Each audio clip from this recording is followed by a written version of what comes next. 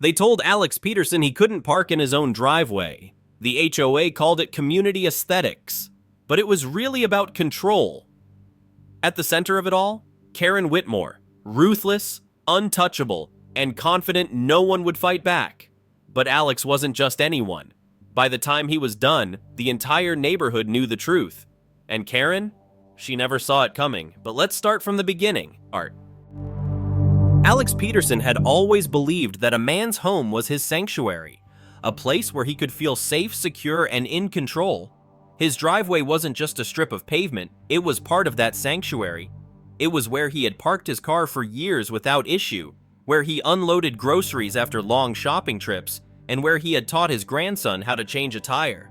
It was his, without question.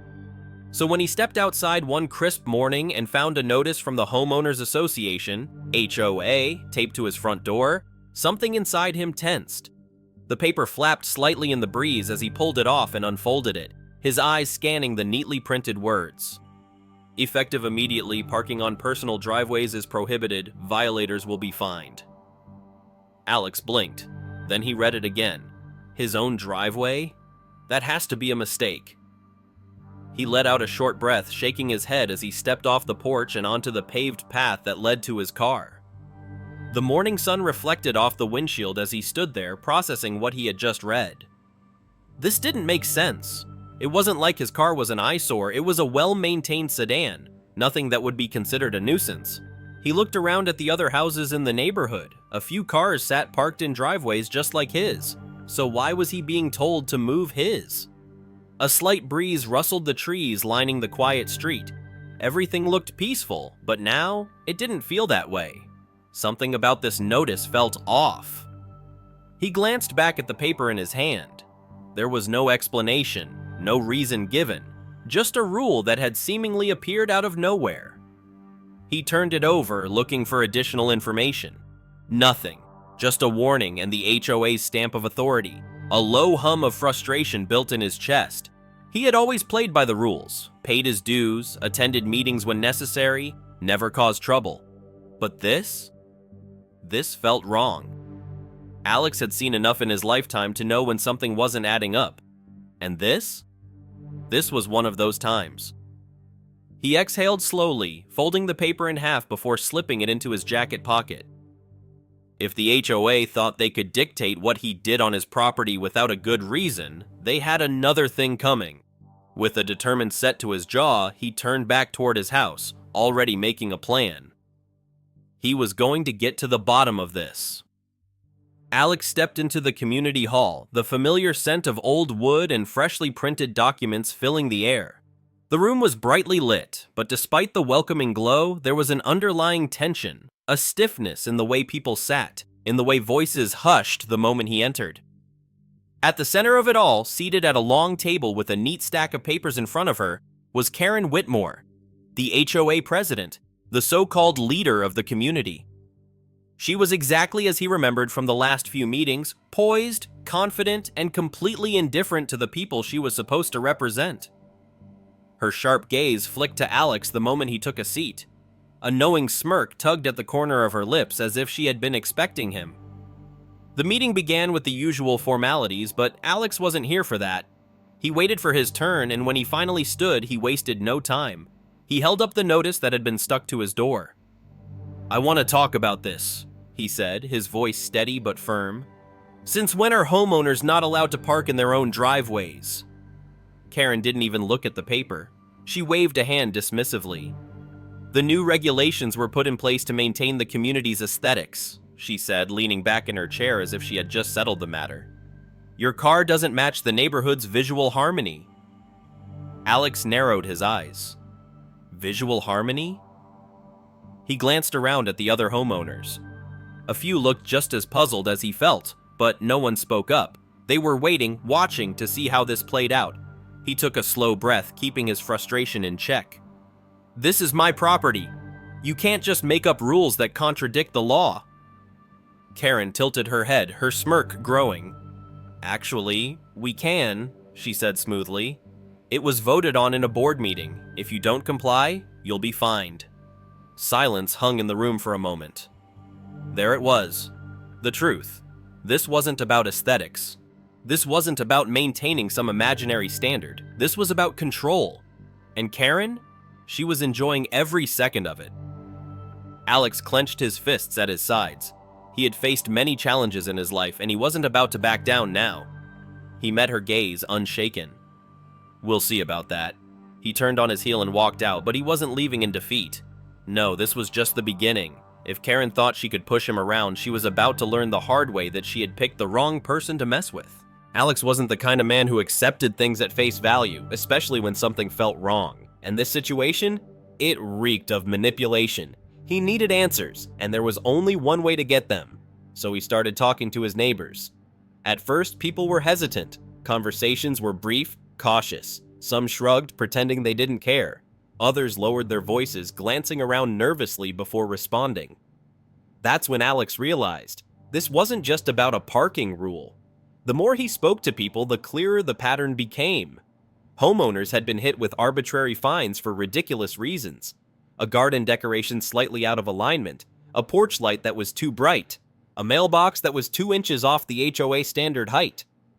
Some were forced to repaint their homes, change their landscaping, even remove harmless items from their yards just because the board had decided they didn't fit the community vision. And the worst part? If anyone questioned it, they faced something even more intimidating. Legal threats. Official-looking letters warning them of penalties, increased fees, even potential action against their properties. It was a system built on fear, and it was working. One evening, Alex sat on his porch, processing everything he had learned. The air was cool, the sky tinged with the last golden hues of sunset.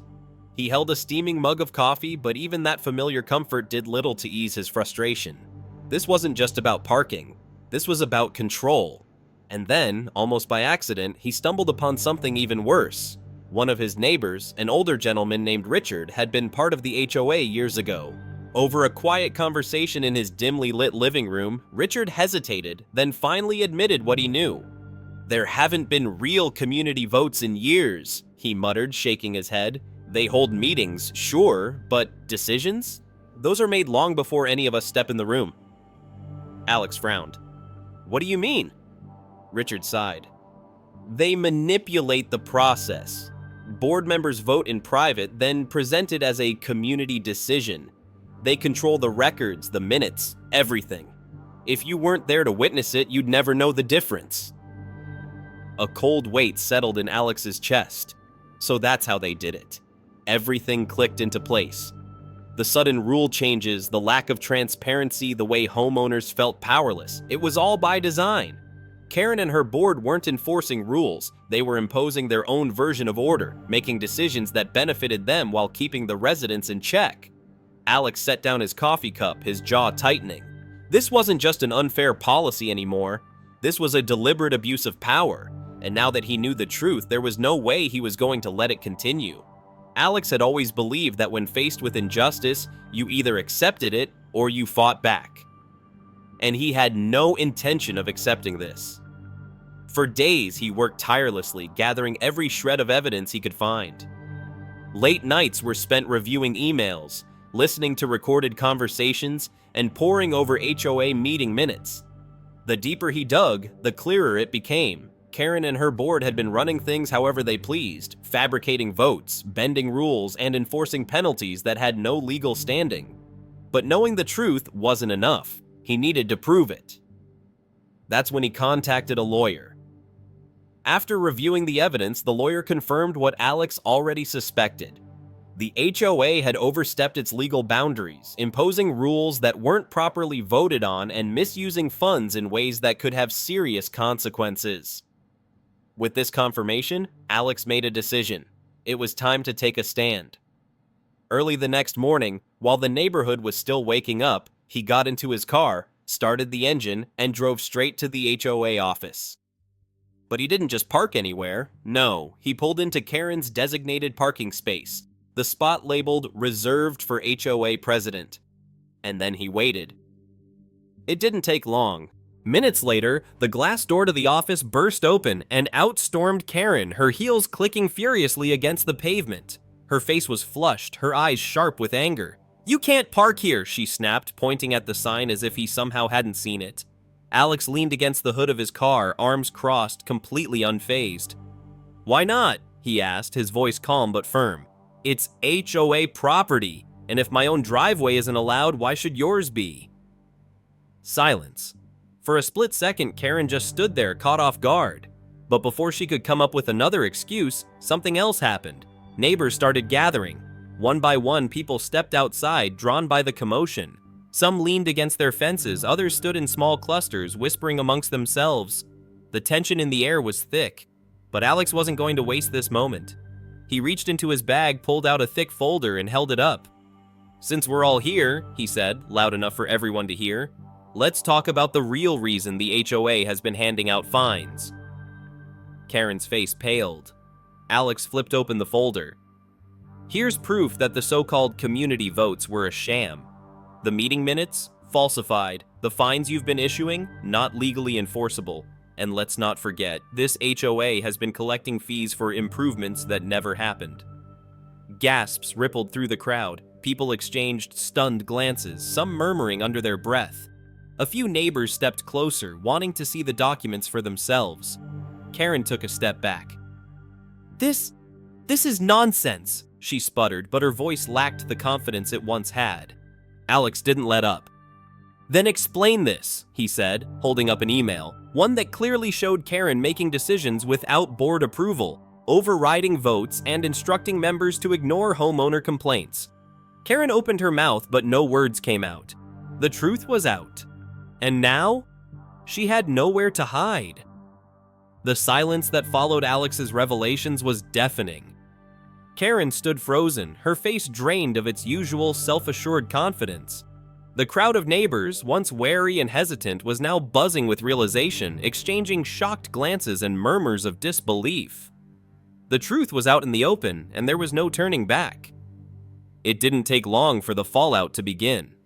The evidence was overwhelming: emails, financial records, falsified votes. Under immense pressure from the community and the looming threat of legal action, the HOA board had no choice but to resign. One by one, board members stepped down, unable to justify their actions in the face of undeniable proof. And Karen? She was forced to give up her position.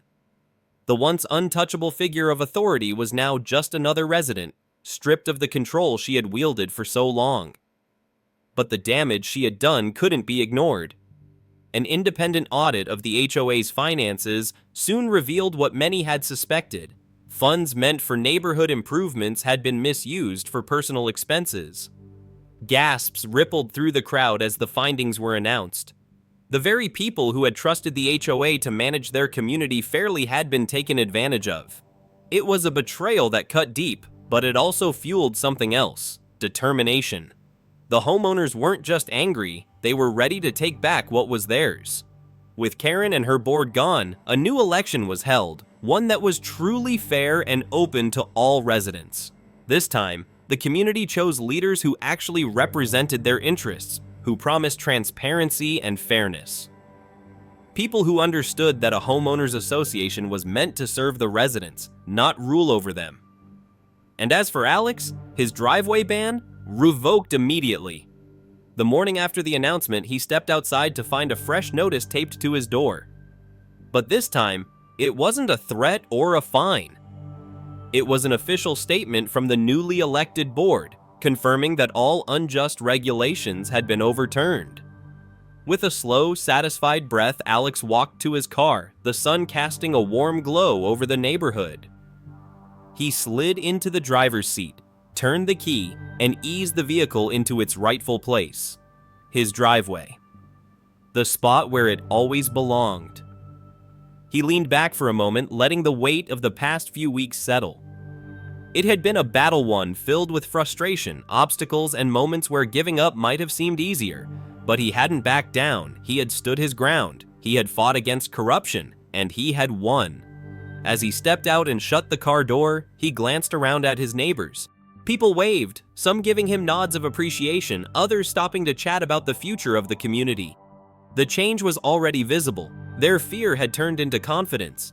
They weren't just residents anymore. They were a community. and that was a victory no one could take away.